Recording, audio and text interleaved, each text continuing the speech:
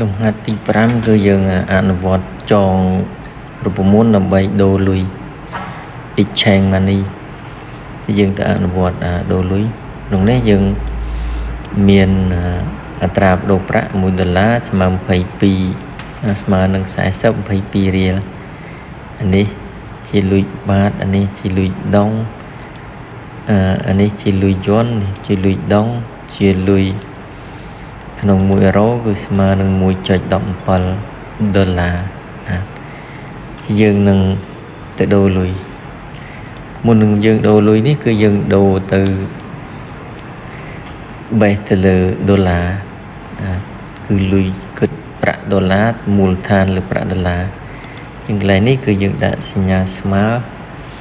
ដើម្បីដូរលុយដុល្លារនេះបានគឺយើងត្រូវយក B ចែកនឹង exchange លុយរៀលនេះចឹងយើងនឹងដូរលុយដុល្លារ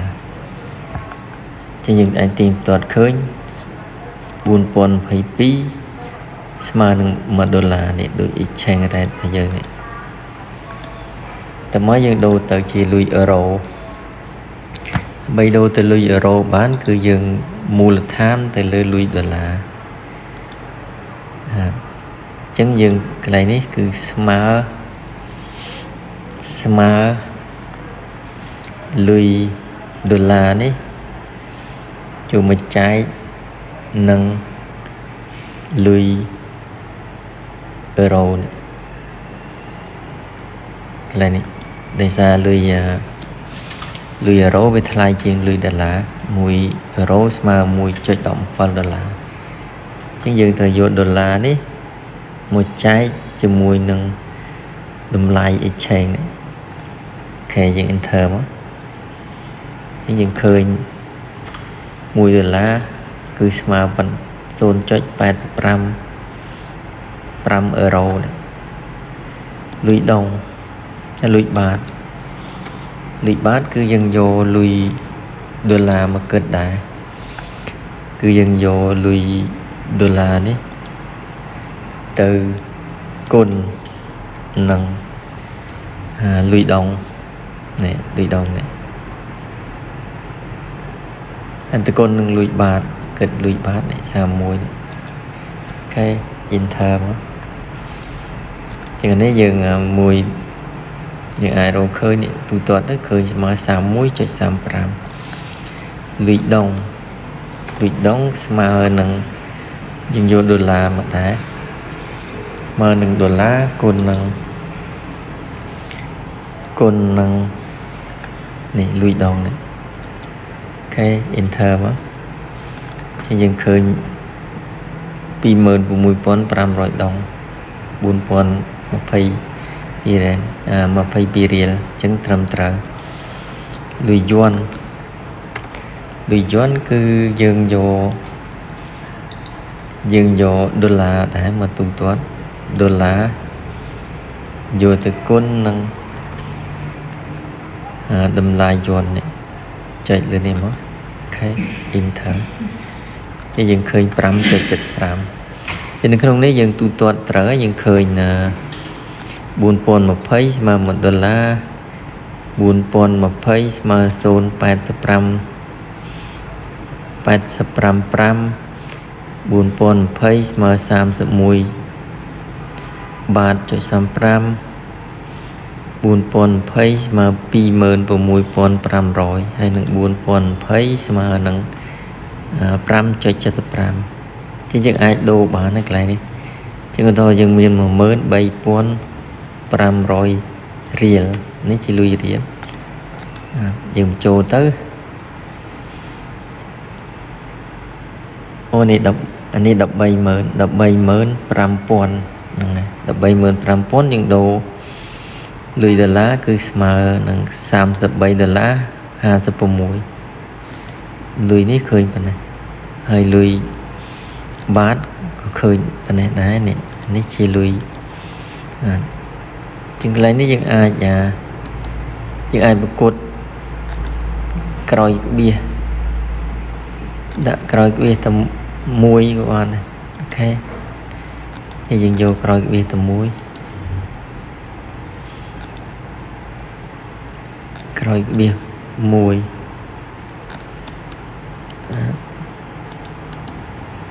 lệ tràn bé dừng vô rồi cái bia ok ní rồi cái bia mùi đã ok dừng đồ bà này này dừng chọn đồ của má của bán dừng chọn đồ pi mơn riêng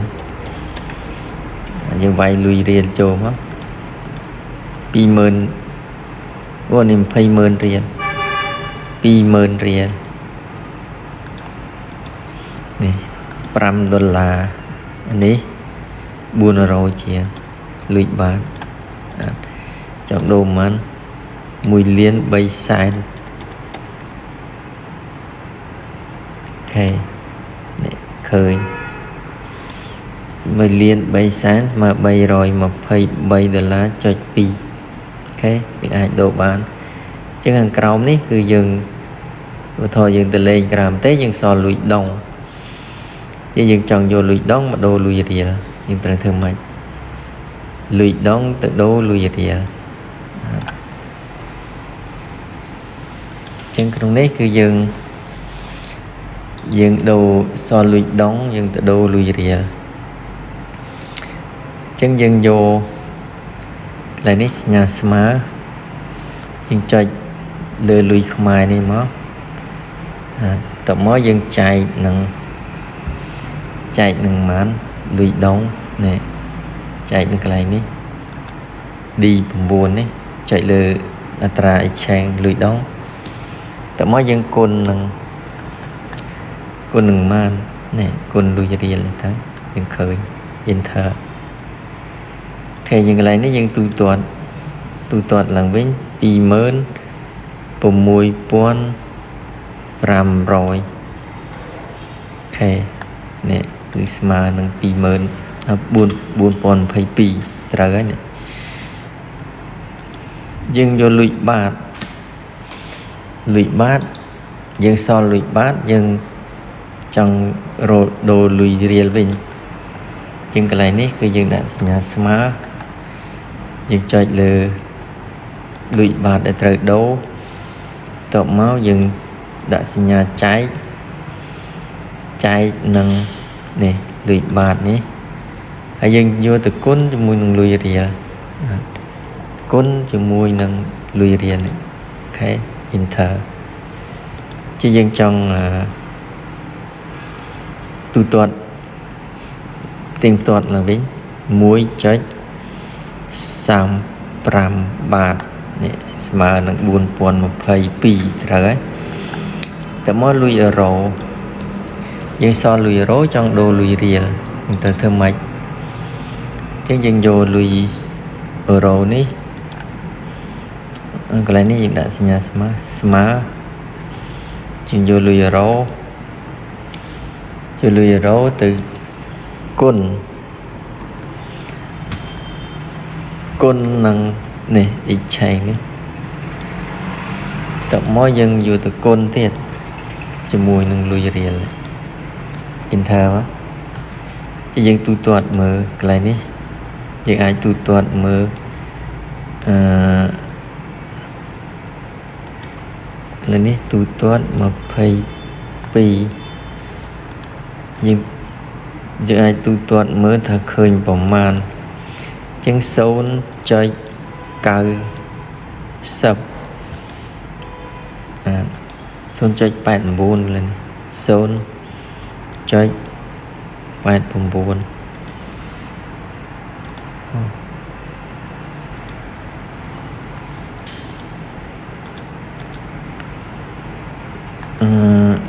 cái này nó dừng vô đầm lại rồi cái pi ok sơn chơi bạn pram trời sơn chơi bạn pram người nơi khóc ăn cục buồn buồn chân sơn chơi bạn buồn លើ 0.86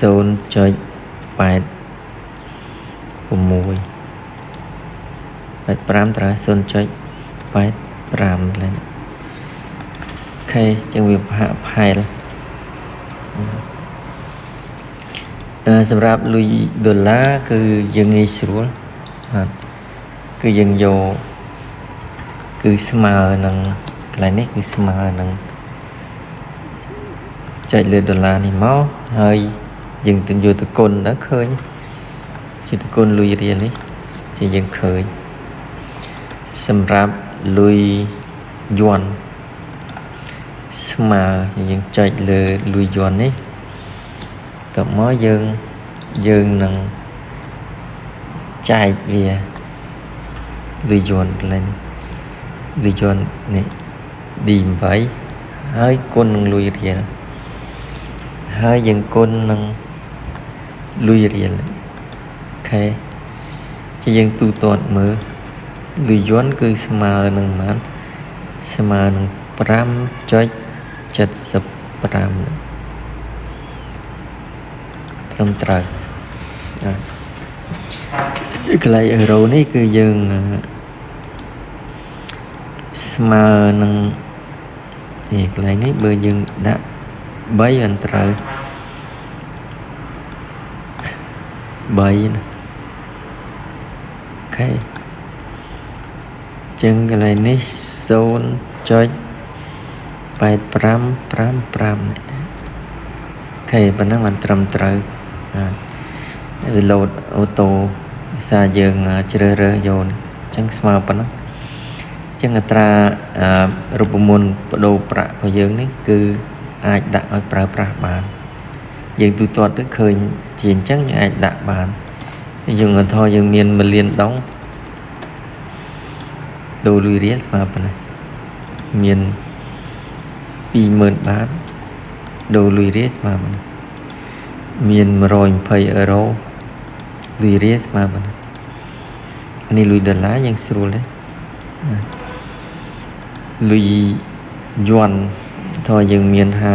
57យួន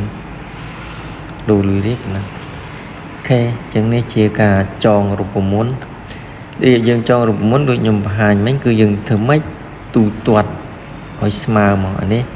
26,500 យើងទូទាត់ទៅឃើញប្រាក់រៀលប៉ុណ្ណឹងត្រូវហើយអានេះ 31.35 នេះយើងទូទាត់ទៅឃើញប៉ុណ្ណឹងត្រូវហើយអានេះស្មើនឹង 0.855 នេះចឹងអានេះត្រូវហើយនេះខុស1រៀលដោយសារលុយដោយសារវាលោតអូតូមក0.86អានេះ1ដុល្លារត្រឹមត្រូវអានេះស្មើនឹង 5.75 អូខេយើងទៀងទាត់ឃើញលុយរៀលអញ្ចឹងត្រូវហើយយើងអាចដាក់ដូរបានយើងចុច save ទៅយើងនឹងប្រើ system ហ្នឹងយកទៅដូរលុយចំពោះទៀងទាត់ជាលុយរៀលយើងឃើញនេះ